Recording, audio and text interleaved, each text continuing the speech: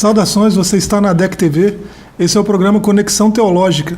Hoje nós estamos voltando com esse programa, já tem bastante tempo que a gente não grava, e a gente tem um convidado muito especial, que é o Ian, aqui do Templo Central, é psicólogo, e o convite é por causa do tema que nós vamos falar hoje. Nós vamos falar sobre depressão, e os cuidados que a gente precisa ter com a saúde mental, e com a saúde de forma integral. Então, eu queria começar pela definição, o que é isso, o que não é, o que é depressão, qual a relevância disso, para a gente fazer uma conexão teológica aqui hoje.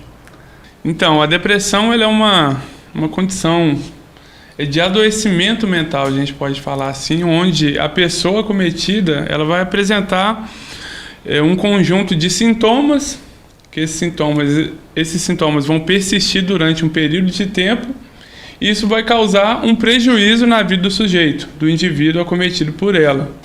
Resumidamente é isso. Se a gente for adentrar nos detalhes dos sintomas, a gente pode ficar um bom tempo nisso, mas basicamente é isso, uma condição que o sujeito vai entrar de adoecimento mental, que ele vai apresentar um conjunto de sintomas e que isso vai causar um sofrimento no sujeito. Pela pesquisa que eu fiz, para me preparar para esse podcast, eu percebi que é um tema bem complexo, assim, quando não se trata de problema químico, reações químicas do nosso cérebro e tudo mais, é uma coisa bem complexa, e bem difícil de tratar, Então a depressão talvez não seja uma coisa só, talvez não tenha um fator só determinante, Sim, quando se fala de complexidade, os transtornos mentais eles são cheios disso. E a depressão em si, ela se torna algo complexo, porque em torno dela gira preconceito, múltiplos fatores que podem levar à depressão. O tratamento é envolto de, às vezes, preconceito por parte da sociedade, por parte da pessoa acometida, dela ter receio de buscar tratamento, por parte dos sintomas que são apresentados também, as origens diversas que ele tem. Então a complexidade está aí. Talvez a gente já possa fazer uma conexão teológica agora, conectar o tema do nosso podcast aqui, da nossa discussão, com teologia, que é a proposta desse programa. Então, se a depressão é essa coisa tão complexa, que envolve múltiplos fatores, e fora as complexidades da condição humana, e a depressão tem talvez fatores químicos, biológicos, sociais, ambientais, tudo influencia, então a gente pode dizer também o que ela não é, Depressão, fazendo uma conexão teológica, não é falta de Deus. Não. Porque você tocou nesse tema aí, assim, há muito preconceito, há muitos tabus, nesse sentido. E quando a gente fala de ansiedade também, e depressão, tem sempre essa coisa de alguém que se levanta, como um teólogo na posição Quando se fala sobre o adoecimento mental, muita coisa é envolta em preconceito. Vão chamar de pecado, falar que falta conexão com Deus, falta fé. Sim, e isso normalmente está atrelado a um desconhecimento da pessoa do que é o adoecimento mental, das causas que leva, e às vezes o distanciamento. Muitas vezes a pessoa que traz essa informação, traz esse tipo de julgamento, ela não passou por isso ainda, ou não tem uma pessoa própria que passou. Então, normalmente está atrelado a isso. Mas eu vejo já um movimento, principalmente na nossa igreja, eu que tenho contato próximo aí com alguns pastores, eu vejo que isso tem mudado. Lógico que vez ou outra aparece alguma pessoa com falta de entendimento nessa área ainda, mas eu vejo que tem mudado. Eu acho que parte da nossa liderança, já tem, grande parte, já tem compreendido, já tem orientado aos membros da igreja a procurarem auxílio para esse tipo de adoecimento. Eu vejo que é algo que tem mudado de um tempo para cá, graças a Deus. É uma condição humana, e cristãos ou pessoas de fé, de qualquer crença, né, religiosa, também são humanos, né? Sim, sim. Então esse preconceito precisa cair por terra, né? E assim, a gente sabe, aqui não falo mais como psicólogo aqui, abro um parênteses, e nós, enquanto cristãos, nós entendemos de onde que vem a origem, qual a origem de todos os males que acometem o ser humano hoje em dia. Então, isso não é diferente, assim como há o adoecimento do nosso corpo, doenças físicas mesmo, também há o adoecimento da mente do ser humano. E cada vez mais devido às situações do mundo que a gente vive, das pressões, dos anseios e das necessidades do nosso tempo. Parece que já existe bastante pesquisa e bastante divulgação científica sobre a condição humana, tratando do homem como um ser integral, né? De modo que o ser humano é um ser biopsicossocial, né? E a gente que tem fé, né, a gente ainda leva uma outra coisa em consideração, que é o espiritual, né, um outro âmbito. Então, talvez esse preconceito caia por terra tendo esse tipo de conhecimento, né? Você disse que o preconceito vem pelo distanciamento que há, né, do conhecimento do que é a depressão, né? Então, se a gente souber pelo menos isso, né, a gente não é só espiritual, né? Quem tem muita fé, às vezes leva tudo para esse lado, né? Então, assim como a gente não é só espiritual, a gente não é só biológico, não é só social, não é só psicológico. Então, sendo um problema tão complexo, ele pode ter causas em qualquer um desses aspectos da condição humana, né? Ou talvez vários deles, né? Exatamente. Quando a gente pega para estudar, por exemplo, do nosso caso aqui de hoje, que discutir a depressão, são múltiplos fatores que podem levar a essa condição, desde que a gente fala, condições médicas incapacitantes. Por exemplo, uma pessoa que vivia normalmente, ela é acometida por uma doença que vai limitar muito ela, no sentido de ela não vai poder praticar um exercício que ela praticava antes, ela vai ter uma limitação da vida muito grande. Isso é um fator de risco para o adoecimento mental. Então a gente tem diabetes, que vai mudar a rotina de vida de uma pessoa por completa, doenças cardiovasculares, obesidade mórbida. A gente tem uma gama de adoecimento do corpo que pode levar ao adoecimento mental devido às alterações que essa doença vai gerar na vida do sujeito e limitar ele em comparação com a vida dele anteriormente. Eu fiz uma pesquisa e eu cheguei a números que são anteriores à pandemia, e já são números assustadores. Eu imagino que a pandemia levou isso a outros níveis, mas eu não consegui esse tipo de informação ainda. Você está falando de pessoas em condições clínicas, né? Pessoas que dependem de alguma condição ambulatorial, coisa assim, ou talvez até internadas, né? E pela pesquisa que eu fiz, né, o número de pessoas com depressão nesse tipo de quadro, né, é muito maior do que o número de pessoas em outras condições, né? Sim, porque tem condições que favorecem o adoecimento mental. E pessoas com comorbidades desse tipo se tornam mais vulneráveis ao adoecimento, à depressão, por exemplo. E tem um lado inverso também. A pessoa que já tem essa doença, que já tem uma doença desse tipo que a gente citou aqui, ela é acometida pelo adoecimento mental, pela depressão. Por exemplo, uma pessoa que é diabética pode prejudicar ainda mais. A pessoa que tem a obesidade mórbida, ela pode agravar ainda mais. Então, vai virando uma bola de neve ali. É interessante. Só para trocar em miúdos, né? Os números são de mais de 350 milhões de pessoas ao redor do mundo. Sim. Né? Então, pelo menos de 3 a 5% da população mundial sofre de depressão. Né? Estudos já revelam que cerca de 6% da população mundial vão passar por um quadro depressivo ou passam por um quadro depressivo. E como a gente falou aqui, o número aumenta quando a população de clínica ambulatorial, paciente, né? Pessoas em condições clínicas de 5 a 10%, pessoas internadas de 9 a 16%. Então,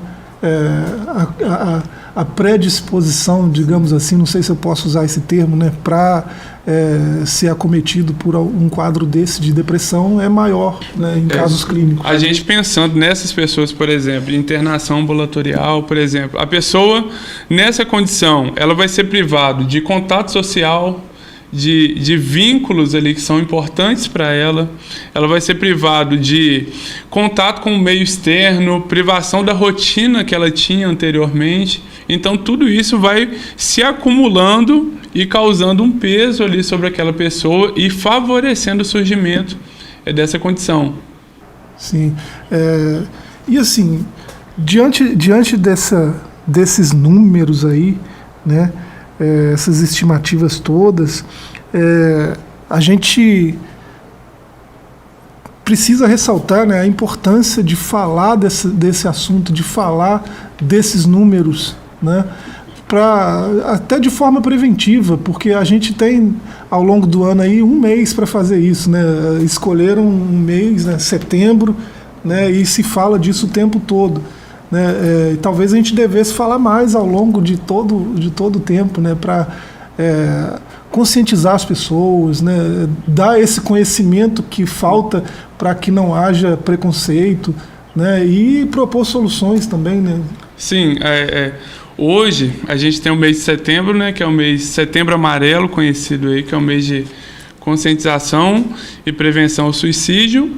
E o suicídio é um dos sintomas ali, a ideação suicida, o pensamento sobre a morte é um dos sintomas do transtorno depressivo. Nem sempre uma pessoa que está passando pela depressão, ela vai ter pensamentos de morte, ela vai ter ideação suicida, ou ela vai tentar o suicídio propriamente.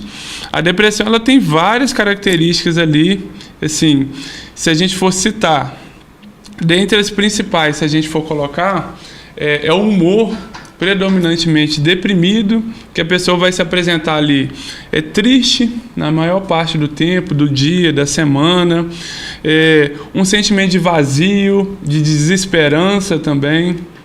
A pessoa ela vai ter uma perda de interesse em atividades que anteriormente eram prazerosas. Ela gostava de sair, de conversar, de assistir tal coisa.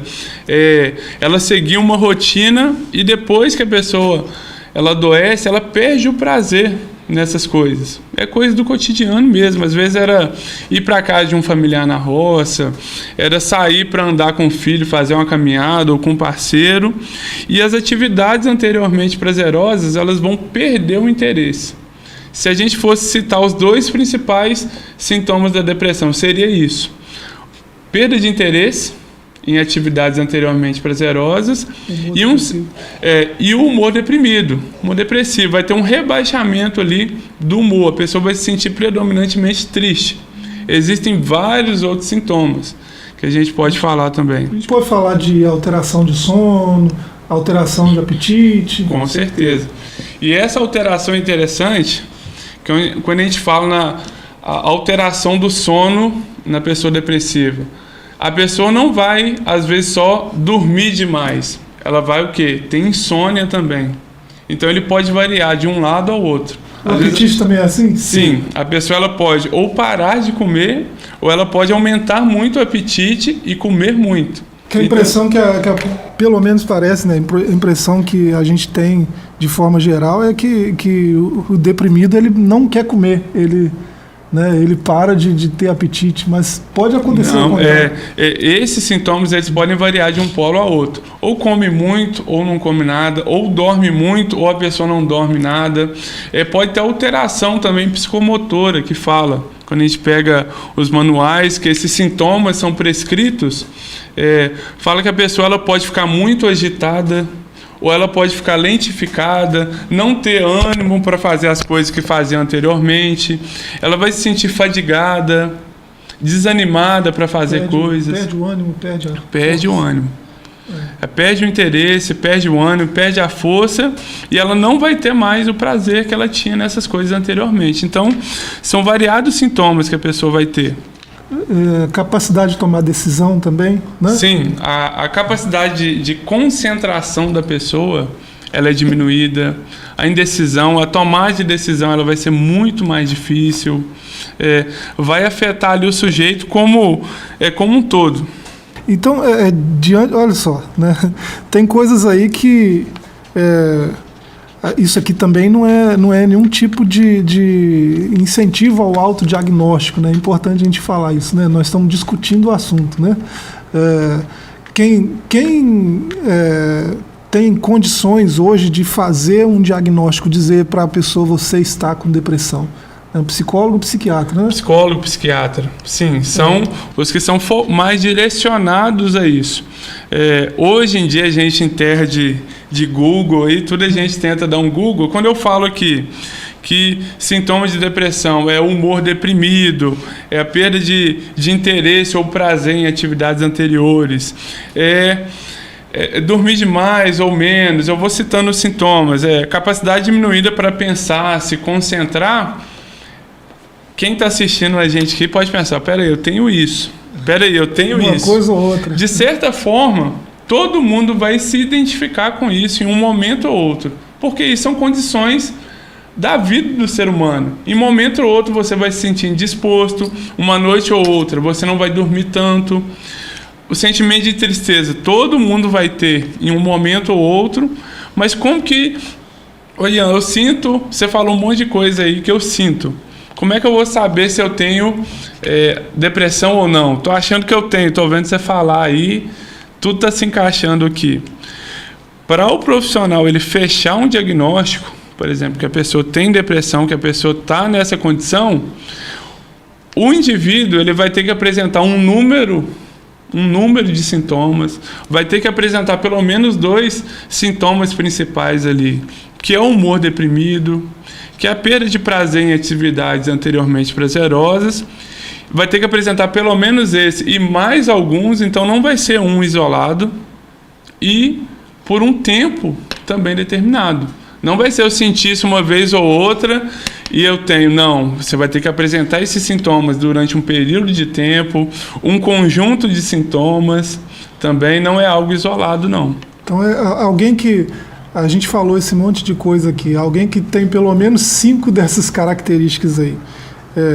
Um bom conselho seria, se possível, procurar um desses profissionais, né? Sim, com certeza. Se a pessoa apresenta 5 desses sintomas que a gente conversou aqui, isso a característica desses sintomas também, ela vai prejudicar o funcionamento social do indivíduo. O que é isso? A partir desses sintomas que ele sente, ele não vai funcionar mais da forma que ele era anteriormente, com os amigos. Ele não vai funcionar mais da forma que ele era antes, no ambiente profissional, com a família. Vai estar prejudicando o desempenho dele no trabalho, o relacionamento dele com o parceiro, seja o cônjuge, enfim, amigos próximos ali, vai estar prejudicando a rotina dele, vai estar trazendo prejuízo para o indivíduo. O problema é complexo, né? Mas talvez a solução seja simples, né? Talvez ele vai procurar um profissional e o profissional vai descobrir, não, isso aqui é químico, né? Esse remedinho aqui vai resolver e tal, né? Talvez seja algo mais complexo, né? Mas é sempre recomendável, né, procurar ajuda, né? Começando pela ajuda profissional. Sim, hoje em dia a gente tem visto, eu tenho percebido isso de um tempo para cá, principalmente depois do divisor de águas aí do período da pandemia, que foi um boom aí das pessoas ficarem reclusas, o adoecimento mental ele aumentou muito e também as pessoas se despertaram a buscar atendimento. Hoje em dia eu já vejo assim, no meio de pessoas jovens, está sendo comum falar que vou fazer terapia, isso aqui eu vou levar para o terapeuta, isso aqui é para o meu psicólogo, meu psicólogo falou isso. Então assim, isso é muito bom, que as pessoas estão se abrindo a buscar ajuda, mas ainda há uma resistência muito grande por parte de algumas pessoas. Por exemplo, por parte dos homens, há uma resistência muito grande ainda, e os homens sofrem as consequências disso. A gente citou aqui, por exemplo, sobre o suicídio, que é um dos sintomas, o pensamento de morte, que é um dos sintomas da depressão. O suicídio, as mulheres, tem um dado muito interessante, que as mulheres tentam mais suicídio, as mulheres realizam mais tentativas, porém os homens morrem mais de suicídio. Que coisa. É muito interessante isso, porque as mulheres elas tentam, porém, o que se deve a esse fato? Que os homens, quando eles tentam de maneira mais letal, ou eles não compartilham isso, então assim, eles não conseguem sair dessa condição, às vezes. O homem tem mais dificuldade de demonstrar fraqueza, né? Sim.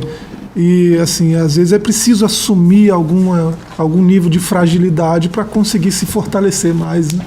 Sim. Então... O ambiente da terapia é um ambiente de vulnerabilidade. Nós aqui nas nossas relações diárias, a gente não se abre por completo no nosso ambiente de trabalho, com o nosso amigo, às vezes até com os nossos pais, irmãos, às vezes com o nosso melhor amigo ali. A gente não se abre, a gente não se permite fazer certas perguntas. E no ambiente terapêutico, é um ambiente que no início é fixado ali a confidencialidade entre o terapeuta e o paciente, e é um lugar onde o terapeuta vai estar o tempo todo te perguntando, e você tem que ser vulnerável, você tem que contar do seu íntimo. Sobre prevalência, eu acho que não tem mais tanta coisa assim a complementar, mas eu acho que dá um gancho para a gente falar de fatores de risco, né? Isso é diferente, né, entre homens e mulheres também, os fatores de risco. Olha, quando a gente pega... normalmente os manuais de orientações sobre isso, eles não diferenciam muito sobre fatores de risco para homens e para mulheres, mas assim, ele fala mais no geral. E, por exemplo, sobre fator de risco, pode falar sobre fatores temperamentais. Por exemplo, pessoas que têm uma instabilidade emocional, que o humor dela varia muito. Isso é um fator de risco. Tem pessoas que são mais estáveis emocionalmente. Ela não é reativa às circunstâncias que acontecem à volta dela. Ela não se abala tanto com as coisas. O ambiente não afeta tanto. Já pessoas são mais instáveis emocionalmente. Então, isso é um fator de risco. Por exemplo, quando a gente pensa numa criança, um fator de risco para depressão. É até interessante a gente falar que em uma criança, por exemplo, um sintoma depressivo, ele nem sempre vai aparecer como uma tristeza.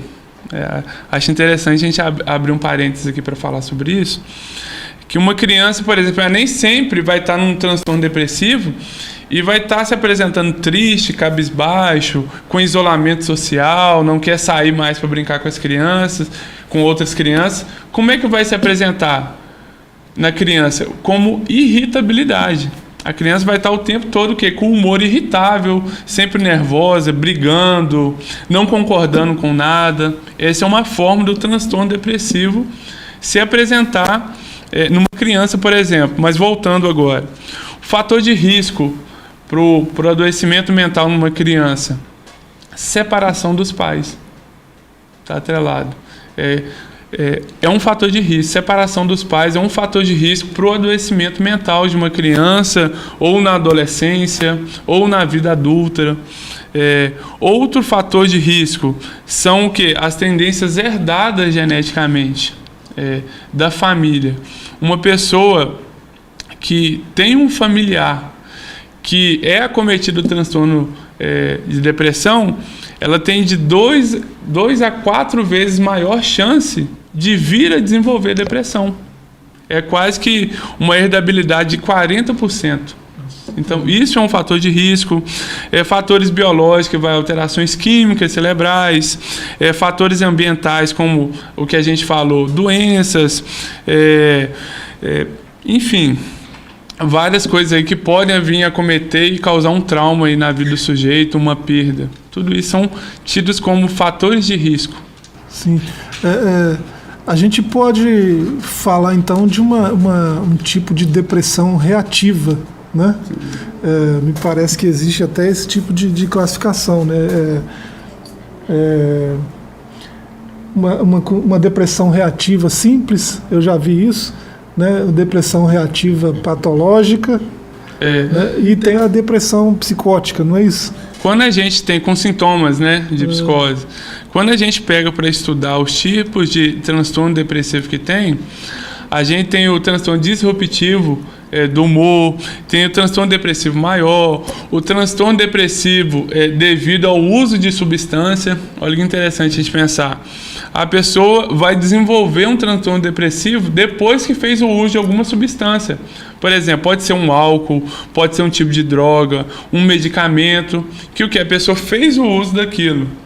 E era para ter passado o efeito da medicação, mas depois que passou o efeito, a pessoa ela apresentou sintomas de humor deprimido, todos os sintomas que a gente fala, de perda de interesse, começou a sofrer prejuízo no ambiente de trabalho, com a família e tudo mais. Então, a própria bibliografia traz isso pra gente, diferentes formas do transtorno depressivo se apresentar e do que levou a ele. Você falou aí da prevalência em crianças, né, e fatores de risco para crianças. A gente pode dizer que muitas dessas causas, pelo menos grande parte delas, é por causa do ambiente. A maioria delas é por causa de situações sociais que acontecem, uma perda, um luto, uma separação, né, e coisas assim. Olha, quando a gente fala que divórcio dos pais, separação dos pais é um fator de risco, tem estudos que já buscam até ao que antecede, por exemplo, ao divórcio dos pais. Normalmente, pessoas que se divorciam, elas vêm de um relacionamento conflituoso. E nesse relacionamento conflituoso, a criança está vivenciando aquilo ali dentro. Até o divórcio, a criança está vivenciando naquele ambiente caótico. E esse ambiente também, que não supre as necessidades da criança, que ela não se sente segura, isso se torna um fator de risco também para o adoecimento da criança. Então, às vezes a depressão é uma resposta, né, uma reação a essas condições, sim. Né, que acontecem. Sim, e às vezes assim, a pessoa já tem a condição ali, herdada, e vem o ambiente e favorece mais isso ainda, então é o que leva. A gente falou no começo, né, daquele preconceito que existe, principalmente no meio religioso, e assim, eu acho que a gente pode retomar aqui esse tema, porque a gente vai falar sobre como ajudar pessoas com depressão, né? A gente já falou da importância de ir até um profissional da área, né? Então, a gente vai sempre reforçar isso aqui, mas existem outras coisas que podem ser feitas junto com isso, né? Junto com um apoio profissional, né? Também, uma vez que o homem ele tem todas essas condições, né? Ele é biológico, ele é psicológico, ele é social, ele é espiritual, né? Então a gente pode somar isso tudo como apoio, né? Como suporte para superar esses fatores, né?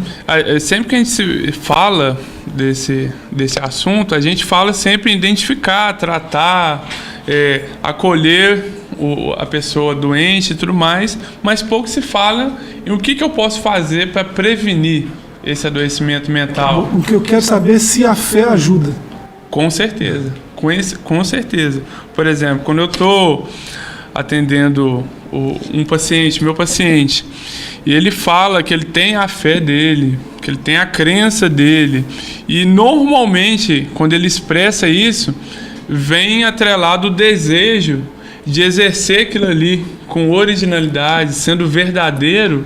Isso é um fator de prevenção, de acolhimento, porque na fé ele vai ter o contato com o transcendente ali, a fé particular dele. Na igreja ele vai encontrar um ambiente de acolhimento emocional. A gente precisa ter uma igreja saudável para isso, uma igreja que não tenha preconceito com isso também, para que acolha a pessoa emocionalmente, para que ela tenha uma rede de apoio. A gente vive um momento da nossa sociedade hoje que muitas pessoas não têm uma rede de apoio dentro da própria casa. Um pai, uma mãe, uma pessoa que vai ajudar ela no momento que precisa. Então, o que? Às vezes a igreja vai ser essa rede de apoio, para na hora que a pessoa precisar, ele ter para quem ligar, ele ter com quem sair, ter com quem conversar. A gente já falou aqui que depressão não é falta de fé, né? E assim, eu quero saber se a fé ajuda, porque a gente, se eu tenho, se o meu coração dá sinais de alerta, né? E eu desconfio que eu tenho problemas cardíacos, eu procuro um cardiologista, mesmo tendo a minha fé. Né?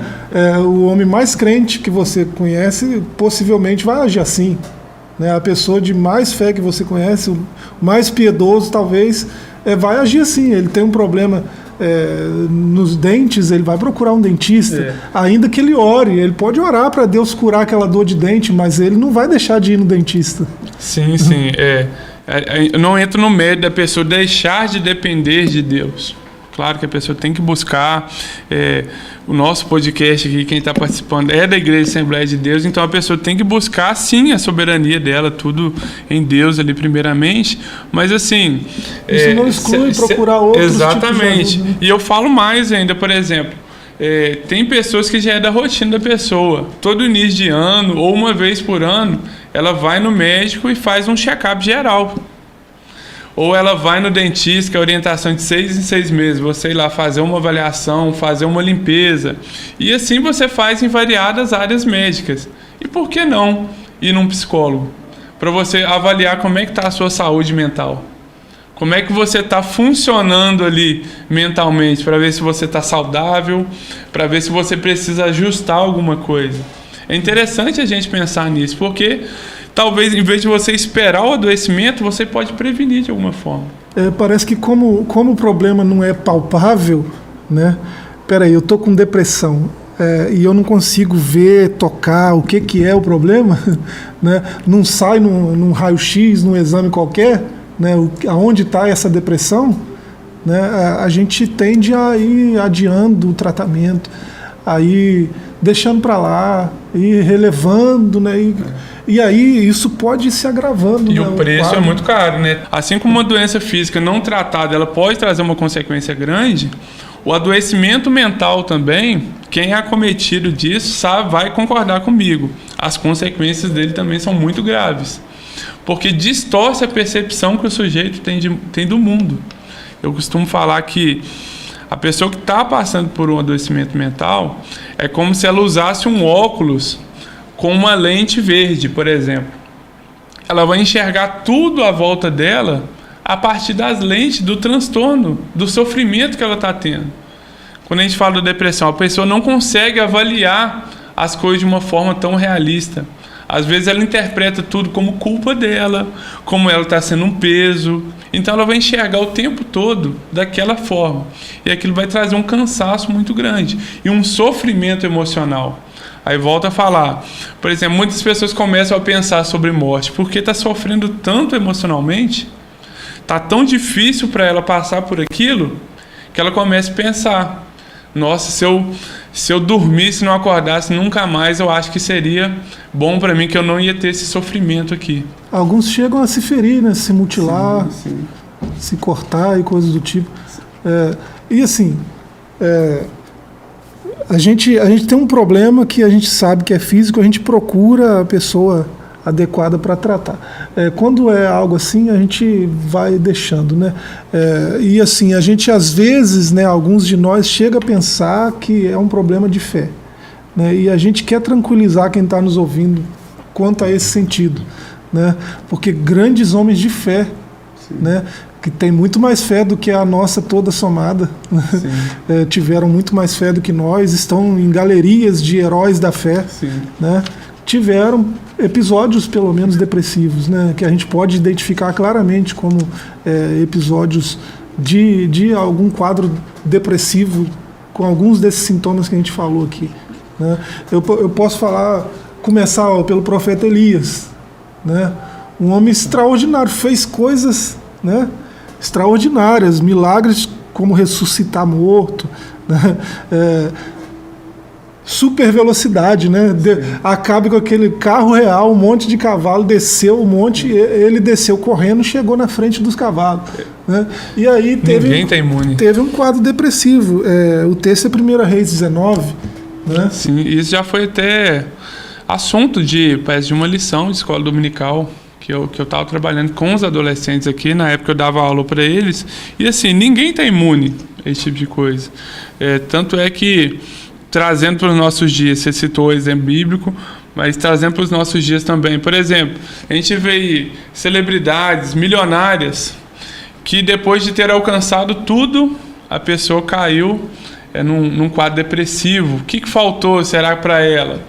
O que acometia? Ninguém está imune a isso. Nem mesmo psicólogos. Nem mesmo psicólogos. Pessoas de fé. Sim, padres, são vários. De fé, né? Líderes religiosos. Se a gente pesquisar hoje na internet, a gente vê vários testemunhos de pastores falando sobre isso, ao mesmo tempo que a gente vê pessoas também criticando a aproximação da psicologia com a igreja, com a fé, enfim, tratamento de cristãos buscarem auxílio na psicologia para o tratamento delas. E só voltando, por exemplo, quando a gente fala de prevenção para a pessoa não chegar nisso, são cuidados básicos que a gente pode pensar que todo mundo às vezes sabe, mas às vezes a gente não atribui a importância necessária, a gente não realiza aquilo. Por exemplo, cuidado do sono. Hoje em dia, as pessoas a higiene do sono é muito ruim. A pessoa vai dormir tarde, vai dormir com o celular no rosto, na iluminação muito alta, e já acorda naquilo ali. É um gerador de ansiedade, prejudica ali a sua visão, isso vai prejudicar o seu sono. Práticas de atividades prazerosas. Hoje em dia a gente vive muito focado numa rotina, às vezes, de trabalho, de buscar conquistar algo, mas você tem que o quê? Adicionar pausas na sua rotina diária e incrementar ali atividades prazerosas. O que é prazeroso? Você vai decidir, a pessoa que vai decidir. Talvez para alguém sair para passear com o cachorro, né? É você pegar o cachorro e dar uma volta na praça, aqui na nossa cidade, na Dário Gross, por exemplo, que é uma avenida para fazer caminhada. É você sair com o filho, é sentar numa mesa para fazer um desenho, é fazer uma caminhada, um livro. Enfim, é você adicionar atividades prazerosas, é você se alimentar bem também, isso é muito importante.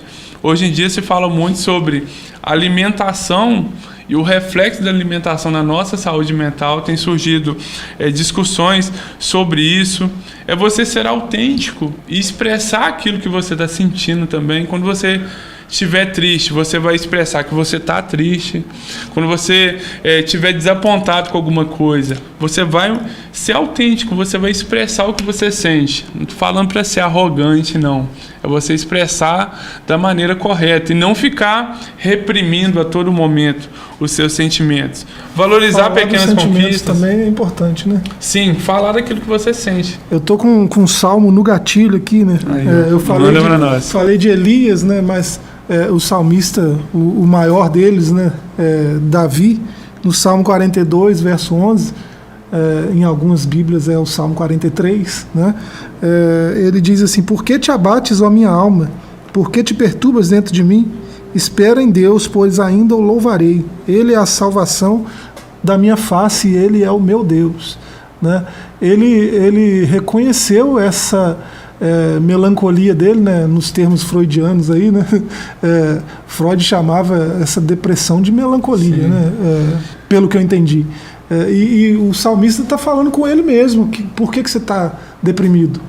E é nesse sentido desse salmo que você citou que a fé exerce um papel fundamental na vida do sujeito, na vida da pessoa, na qualidade de vida, na saúde mental. O salmo que você citou diz: espera no Senhor. E a fé, ela tem esse papel para nós, de esperança, de descansar, de depositar a nossa esperança às vezes. Porque às vezes foge do nosso controle mesmo. E a fé, ela vem e traz consolo, traz refrigério, traz calma. E a gente precisa disso. E a fé, às vezes, nos leva a algumas dessas atitudes preventivas aí, né? Sim. Aqui, no caso, ele está falando dos próprios sentimentos. Sim. Falando, claro que é um alto diálogo ali, né? Pela poesia do Salmo, mas a gente não pode descartar a ideia de que talvez ele falou isso com alguém, ou ele falou com o próprio Deus, né? E assim, até falando, por exemplo, da ansiedade, a gente tem um versículo que fala: lançai sobre ele toda a vossa ansiedade. A definição de ansiedade da Bíblia é a mesma que a gente tem hoje em dia, vai variar um pouquinho, mas por que não aplicar também? Nós lançamos a nossa preocupação, nossas preocupações, nossos anseios, e descansar nele também. Então, assim, como a gente falou aqui de Elias, de Davi, a gente pode falar de Jeremias, de Ezequiel, de grandes homens, né? O próprio Senhor Jesus no Getsêmani, né? Sim. Um quadro extremamente depressivo, né? De sofrimento. Então, nenhum homem, nenhum ser humano, enquanto na condição humana, né, vivendo na condição humana, está imune a isso, né? Então, não é um problema de fé. Se alguém enfrenta esse tipo de situação hoje e é alguém de fé, né, pode e deve procurar ajuda não só em Deus, né, mas em profissionais qualificados para tratar isso, e em apoio, né, essa rede de apoio que você começou a falar aí, que a gente pode talvez aprofundar um pouco mais, né? Assim, a rede de apoio são pessoas a quem a gente pode recorrer no momento ruim, no momento que precisarmos, que não estivermos bem. E para você construir uma rede de apoio, ter uma rede de apoio, você vai ter que construir relacionamentos saudáveis. Você vai ter que identificar quem é uma pessoa boa para você se relacionar, que tem características de te ajudar no momento que você precisar. Então você vai ter que ter um esforço também. Deus é uma fonte inesgotável, né, de refúgio, de esperança, de força, de cura. Mas nenhuma teologia boa, né, quando vai falar de relacionamento, coloca isso no campo de exclusividade com Deus, né? O próprio Deus exige que a gente se relacione, né? Ele chama o seu povo de sua comunidade, né? Seu corpo, seu edifício. A igreja, né, instituída aqueles que têm a fé em comum estarem juntos ali, congregando. Deus é uma fonte de refúgio, de cura, mas o Ian também é meu irmão, né? O meu pastor também a minha família também é. Né? Então, construir essa rede de apoio que a gente está falando se trata disso, né? Relações sadias, né? De amizade, de companheirismo, de comunhão, né?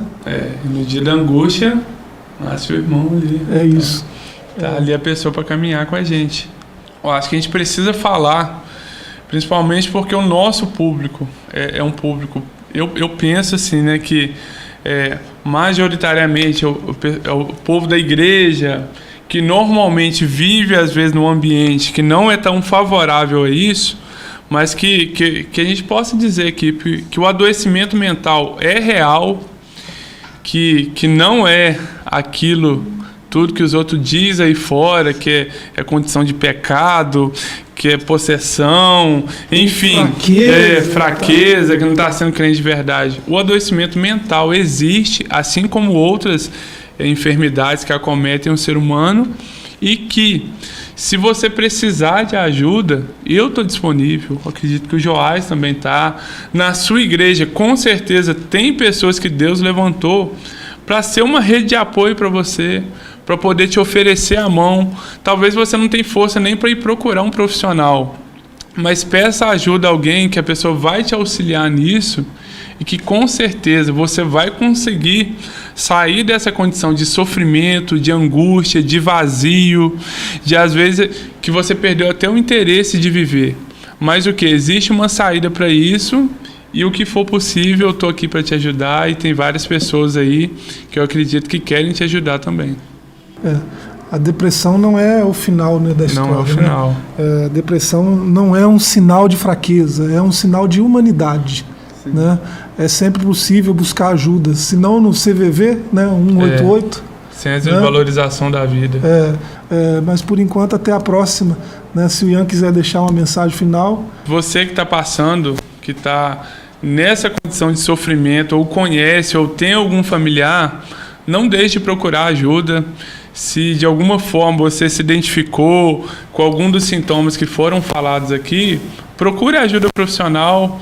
O profissional que você tenha confiança, que você acredita que vai poder te ajudar, procure ele, procure construir uma rede de apoio e não passe por isso sozinho, que tem pessoas que tentaram passar e foi muito mais difícil. E que se você está sentindo algo ainda, é porque você está vivo e tem pessoas querendo te ajudar, tá bom? Um grande abraço. É isso, até a próxima.